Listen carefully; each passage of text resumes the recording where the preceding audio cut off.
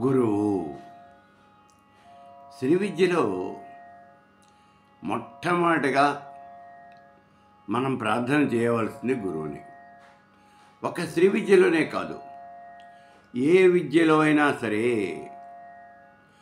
మీరు లౌకికమైనటువంటి విద్య కానివ్వండి, పారలౌకికమైనటువంటి విద్య కానివ్వండి, ఏదైనా సరే ముందుగా గురువందనము అనేది చేయాలి.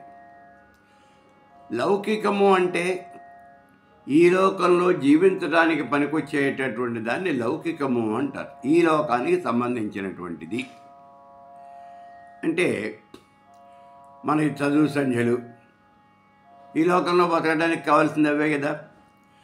అలాగే నీకు కావలసినటువంటి సిరి సంపదలు, భోగభాగ్యాలు, ఇట్లాంటివన్నీ కూడా, వీటిని గురించి తెలుసుకునేటటువంటి విద్యనే మనం లౌకిక విద్య అని అంటాం. ఈ లౌకిక విద్య అయినా సరే ఒక గురువుగారు నేర్పాల్సిందే కదా. మనకి ఎవరో గురువుగారు చెప్పాలి కదా. మనకి 5 సంవత్సరాలు రాగానే, పిల్లవాడికి 5 సంవత్సరాలు రాగానే తీసుకెళ్ళి మనం స్కూల్లో వేస్తున్నాం, ఎల్కేజీలో చేర్పిస్తున్నాం. ఆ ఎల్కేజీలో ఎవరో ఒక మాస్టర్ గారు పాఠం చెప్పాలిగా. ఆ ఎల్కేజీ తర్వాత యూకేజీ, ఆ తర్వాత 1వ క్లాసు, 2వ క్లాసు, ఇలా చదువుకుంటూ రావాలి. ప్రతి క్లాసులోనూ కూడా ఒక మాస్టర్ గారు పాఠం చెప్పాలి, ఒక గురువు గారు పాఠం చెప్పాలి. వీళ్ళందరూ కూడా లౌకికమైనటువంటి గురువులు. లౌకికమైనటువంటి గురువులు అంటే ఈ లోకంలో ఎలా జీవించాలో నీకు తెలియచెప్పేటటువంటి వాళ్ళే లౌకికమైనటువంటి గురువులు. వాళ్ళు చెప్పే చదువంతా ఎందుకు పనికొస్తుంది మనకి? రేపు పొద్దున మనం ఏదో ఒక ఉద్యోగం సంపాదించుకోవాలి అంటే పనికొస్తుంది. మన పొట్ట మనం పోషించుకోవడానికి ఆ చదువు అనేది పనికొస్తుంది. మీరు ఏ రకమైనటువంటి విద్య అయినా నేర్చుకోండి, ఇవన్నీ ఇందుకే పనికొస్తాయి. అందుకే ఈ రకమైన విద్యని లౌకికమైనటువంటి విద్య అని అంటారు. ఈ లౌకికమైనటువంటి విద్య మనకి నేర్పించేవాడు కూడా గురువే. ఇక రెండోది పారలౌకికము అన్నాం. పారలౌకికము అంటే లౌకికానికి అతీతమైనటువంటిది, లౌకికం కానటువంటిది. మరి ఏమిటిది? పారలౌకికము పరలోకానికి సంబంధించినటువంటిది. పరలోకము అంటే ఇప్పుడు మనం ఉంటున్నటువంటి ఈ లోకం కాకుండా ఇంకా పైన ఏదో లోకం ఉన్నది అని మనకి చెప్తూ ఉన్నాయి పురాణాలు, శాస్త్రాలు. వాటిల్లో అత్యున్నతమైనటువంటిది ఏమిటి అంటే అదే పరమపదము, అంటే భగవత్ సన్నిధి. మానవుడి యొక్క జీవితానికి లక్ష్యం ఏమిటి అంటే, లౌకికమైనటువంటి విషయాలు చెప్పేటప్పుడు ఏం చెప్తున్నాం? నువ్వు బాగా చదువుకోవాలి, మంచి ఉద్యోగం సంపాదించుకోవాలి, లోకంలో పేరు ప్రఖ్యాతులు తెచ్చుకోవాలి. ఇది మానవుడి యొక్క జీవిత లక్ష్యం లౌకిక జీవితంలో. అదే పారలౌకికంలో కనుక వెళ్ళినట్లయితే ధర్మార్థ కామ మోక్షాలు అనేవి 4 చతుర్విధ పురుషార్థాలు అంటారు. ఈ 4ంటినే ఈ మానవుడు సాధించవలసినటువంటిది పురుషార్థము, పురుషుడు సాధించవలసినటువంటి పనులు.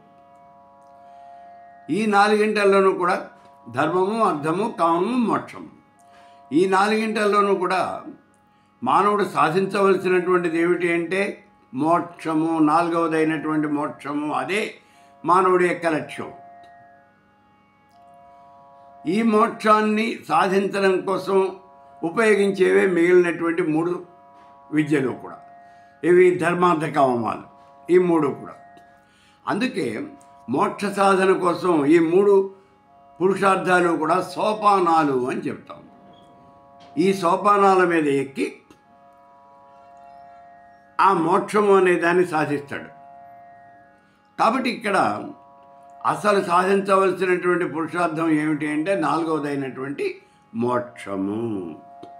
ఈ మోక్షాన్ని ఎలా సాధించాలి ఏమిటి అనే విషయాల్ని మనకి తెలియచేసేటటువంటి వాడే ఇక్కడ పారలౌకికమైనటువంటి గురువు. పరలోకానికి సంబంధించినటువంటి విద్యని మనకి వివరించేటటువంటి గురువు, అతడే పారలౌకికమైనటువంటి గురువు. ఇతడినే సామాన్యంగా మనం గురువు అని అంటాం. మరి లౌకికమైనటువంటి విద్య చెప్పేవాళ్ళు వీళ్ళందరినీ కూడా టీచర్లు, మాస్టర్లు అని ఇట్లా పిలుస్తూ ఉంటాం మనం. మా టీచరు, మా మాస్టర్ గారు, మా లెక్చరర్ గారు, మా యూనివర్సిటీలో ప్రొఫెసర్ గారు అలా పిలుస్తూ ఉంటాం. కానీ అక్కడ మాత్రం గురువు అనేటువంటి శబ్దం ఎక్కడ అంటే ఈ పారలౌకికమైనటువంటి విద్యను గురించి చెప్పేటప్పుడు మాత్రమే ఈ గురువు అనే పదాన్ని వాడటం జరుగుతుంది. సామాన్యంగా జరిగేది ఇది. అయితే ఇక్కడ గురువు అంటే ఎవరు అసలు? పారలౌకికమైనటువంటి పదాన్ని ఆ విద్యని అక్కడ ఉన్నటువంటి ఆ మాస్టర్ గారిని సూచించడానికి వాడుతున్నాం కదా ఈ పదం. దానికి అర్థం ఏమిటి? గుకారం అంధకారస్య రుకారస్య నిరోధక. గు రు ఈ 2 అక్షరాలు ఉన్నాయి గురువు అనేటువంటి శబ్దంలో. ఇందులో గు అంటే గుకారము అంటే అంధకారము. రుకారము అంధకారాన్ని పోగొట్టేటటువంటి వాడు, దాన్ని నిరోధించేవాడు. అంధకారాన్ని నిరోధించేవాడు. అంధకారాన్ని నిరోధించడం ఏమిటి? చీకటిగా ఉంటే, అంధకారంగా ఉంటే బల్బు లైట్ స్విచ్ చేసుకుంటాం, బల్బు వెలుగుతుంది, మొత్తం కాంతి వచ్చేస్తుంది. మరి గురువు గారు పోగొట్టే అంధకారం ఏమిటి ఇక్కడ? ఈ అంధకారం కాదు. మరి ఏ అంధకారాన్ని పోగొడతాడు? అజ్ఞానాంధకారాన్ని పోగొడతాడు. అందుకే అజ్ఞానతిమిరాంధస్య జ్ఞానాంజనశలాకయ చక్షురున్మీలితం ఏన తస్మై శ్రీ గురవే నమః. అజ్ఞానము అనేటటువంటి అంధకారాన్ని పోగొట్టేటటువంటి వాడు. నీకు గదిలో చీకటిగా ఉంటే లోపలికి వెళ్ళి స్విచ్ వేసావు. ఎప్పుడైతే స్విచ్ వేసావో అప్పుడు ఆ గదంతా కూడా కాంతి వచ్చేసింది, చీకటి పారిపోయింది. అలాగే మానవుడి యొక్క జీవితంలో అజ్ఞానము అనేది పూర్తిగా అలుముకొని ఉన్నది.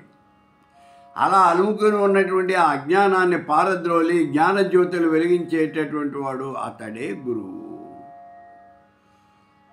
ఆ గురువు యొక్క ప్రాముఖ్యత అనేది విద్యలో చాలా ఉంటుంది. ఒక శ్రీ విద్యలోనే కాదు, ఏ విద్యలో అయినా సరే గురువు యొక్క ప్రాముఖ్యత అనేది చాలా ఉంటుంది, లౌకికమైన పారలౌకికమైన. అందుకని మొట్టమొదటిగా మనం గురువుని గురించి చెప్పుకోవాలి. ఆ గురువు చేసేటటువంటి మహత్తరమైనటువంటి పని ఏమిటి అంటే, మహావాక్యాలున్నాయి 4. ఈ 4 మహావాక్యాల్లోనూ ముఖ్యమైనటువంటి తత్వమసి అనే మహావాక్యం. ముఖ్యమైనటువంటి మహావాక్యం ఏమిటి అంటే తత్వమసి. ఈ తత్వమసి అనే మహావాక్యం, తత్వమసి అంటే అర్థం ఏమిటి? జీవాత్మ పరమాత్మ 2 ఒకటేను, అదే అర్థం. కాబట్టి ఇక్కడ ఈ గురువు గారు ఏం చేస్తాడు అంటే తత్వం అసి. ఈ తత్వమసి అనే ఈ మహావాక్యం 3 భాగాలుగా ఉంటుంది. తత్తు, త్వము, అసి. ఈ మూడింటిని విడగొట్టి వాటి యొక్క అర్థాన్ని నీకు విడదీసి చెప్పేవాడు, మోక్ష మార్గాన్ని చూపించేవాడు అతడు గురువు. ఈయనేం చెప్తాడు? తత్పదం దర్శితం ఏనా తస్మై శ్రీ గురవే నమః. ముందు తత్, ఆ తర్వాత త్వం పదం దర్శితం ఏనా, త్వం అనేటటువంటి పదాన్ని చూపిస్తాడు. అసి పదం దర్శితం ఏనా, అసి అనేటటువంటి మాటను వివరించి చెప్తాడు. అంటే ఏమిటి అసలు ఈ 3 ఇక్కడ? తత్ అంటేనేమో బ్రహ్మము, త్వం అంటేనేమో నువ్వు అంటే జీవాత్మ. తత్ అంటే పరమాత్మ, త్వం అంటే జీవాత్మ. అసి, ఆ పరమాత్మే జీవాత్మ, ఈ 2 ఒకటేను. ఈ జీవాత్మే పరమాత్మ అయి ఉన్నది అనే విషయాన్ని మనకి వివరించి చెప్పేటటువంటి వాడే గురువు. కాబట్టి ఆ గురువుని గురించి ముందుగా మనం తెలుసుకోవాల్సినటువంటి ఆవశ్యకత చాలా ఉంది.